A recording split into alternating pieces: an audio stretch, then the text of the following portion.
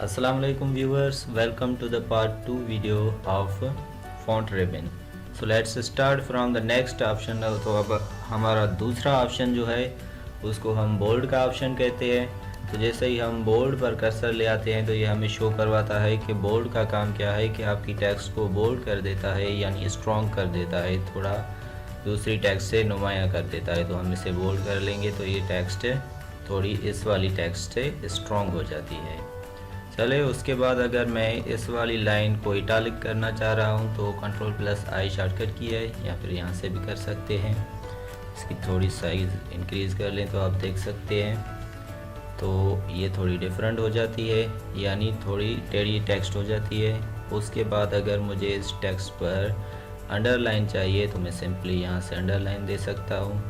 और अगर मैं चाहता हूँ कि इसको डिफरेंट टाइप्स की, यहाँ पे जो अंडरलाइन लिखा हुआ है इसमें यहाँ पे ये डॉट वाला साइन है, यहाँ पे क्लिक कर लें तो आपको डबल अंडरलाइन, डैश वाली अंडरलाइन और मोर अंडरलाइंस या फिर अंडरलाइन का कलर, जो चीज़ आपको पसंद हो वो आप यहाँ से सिलेक्ट कर सकते हैं। चले उसके बाद है स्ट्राइक थ्रो। स्ट्राइक थ्रो का काम क्या होता है कि फॉर सपोज़ हमारी ये टेक्स्ट लिखी हुई है, मैंने पहले बताया था कि कुछ मेन्यूज़ वगैरह लिखने के लिए, बनाने के लिए भी ये चीज़ ऑफिस यूज़ होती है, मिस वर्ड। तो अगर हमारे पास एक मेन्यू बनाया हुआ है किसी होटल का या किसी भी रेस्टोरेंट का, वहाँ पे कोई चीज़ अवेलेबल नहीं है, मगर अगर हम वो चीज़ वहाँ से उस मेन्यू से हटा देंगे तो मतलब एक तो इम्प्रेशन ये पड़ेगा कि ये यहाँ पे होती ही नहीं है, दूसरी बात ये कि वो हमारी डिज़ाइन जो बनी हुई है वो भी ख़राब हो जाती है। तो इस वजह से हम क्या करते हैं, यहाँ से ये स्ट्राइक थ्रो का ऑप्शन यूज़ कर लेते हैं कि स्ट्राइक थ्रो की मदद से पूरी की पूरी टेक्स्ट का बीच में लाइन आ जाती है, यानी ये कटी हुई लाइन है। चले उसके बाद आ जाते हैं हम सब स्क्रिप्ट पर। तो सब स्क्रिप्ट के लिए फॉर सपोज़ हम जब केमिस्ट्री में फार्मूलाज वगैरह लिखते हैं तो उसमें मोस्टली यूज़ होता है। चले H2O लिखते हैं ना, तो वाटर का फार्मूला जो होता है, तो 2 हमारा क्या होता है, बेस में होता है। तो आप पहले 2 को करें सिलेक्ट, लेफ़्ट क्लिक की मदद से हमने 2 को किया सिलेक्ट। अब आ जाएं आप सब स्क्रिप्ट पर। सब स्क्रिप्ट Ctrl+= कर रहा है, तो आप इसे करें, ये कंट्रोल, ये shift than equal, sorry Ctrl+= तो आपका ये बेस में चला जाता है। ठीक है, देन उसके बाद अगर आपने इसी को पावर फॉर्म में रखना है तो फॉर सपोज हम लिखते हैं y³ +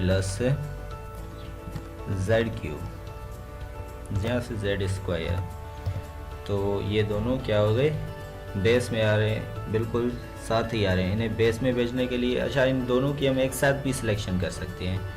पहले सिलेक्शन के बारे में बात कही थी, अब एक और बात आ गई है कि सिलेक्शन किस तरह से करनी है। तो इसको सिलेक्ट कर लें।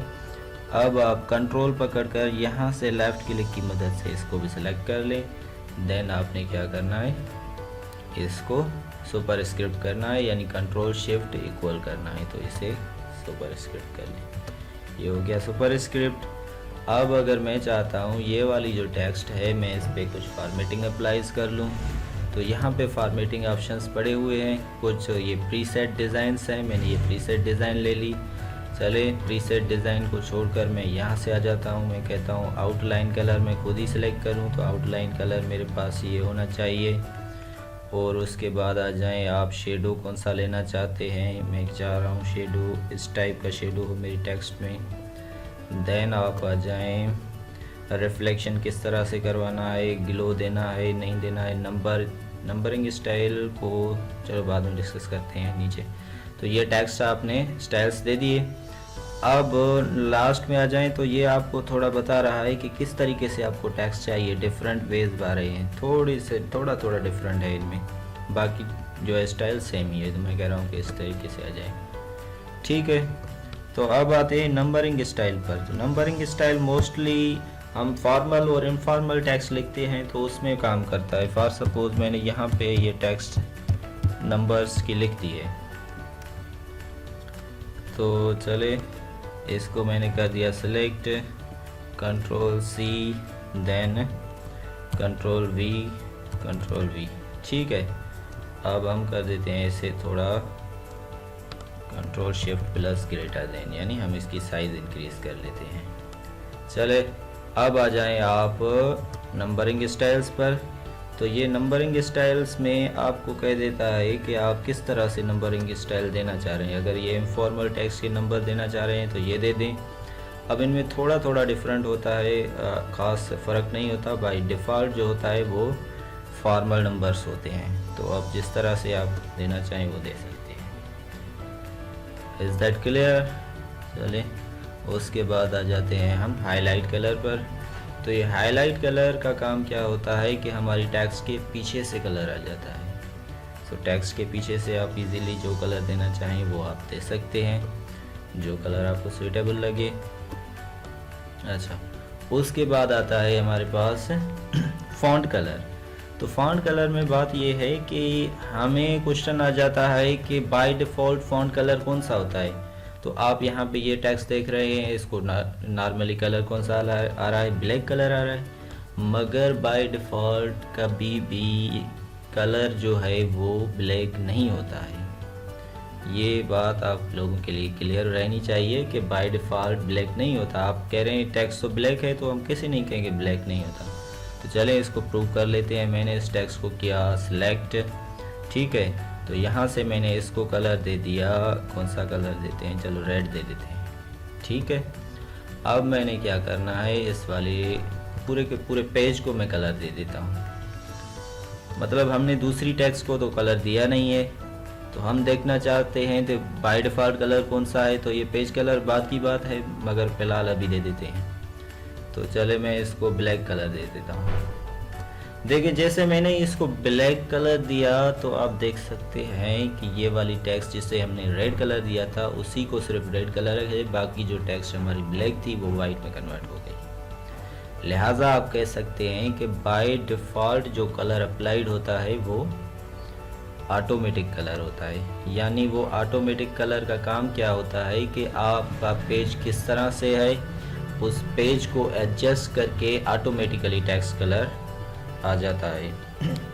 So and last one option जो हमारे पास बचता है वो है हमारे पास फॉर्मेटिंग। तो आप क्लियर फॉर्मेटिंग की बात कर लें तो आप इसे कर लें सिलेक्ट। हमने इन पर क्या किया है, जो है वो स्टाइल्स फॉर्मेट्स अप्लाई की हुई हैं। तो जैसे ही मैं क्लियर फॉर्मेटिंग पर क्लिक करता हूँ इसकी फॉर्मेटिंग सारी ख़त्म हो जाती है और टेक्स्ट बिल्कुल नॉर्मल हो जाती है। यानी अगर आपने टेक्स्ट स्टाइल्स अप्लाई कर लिए, कुछ भी अप्लाई कर लिया, अब अगर आप चाहते हैं कि वो सारी चीज़ें ख़त्म कर दें और बिल्कुल टेक्स्ट को नॉर्मल कर दें तो आप easily with the help of clear all formatting option से कर सकते हैं। So please like and share video, like and also do not forget to share with your friends and do not forget to comment. Thanks to all of you.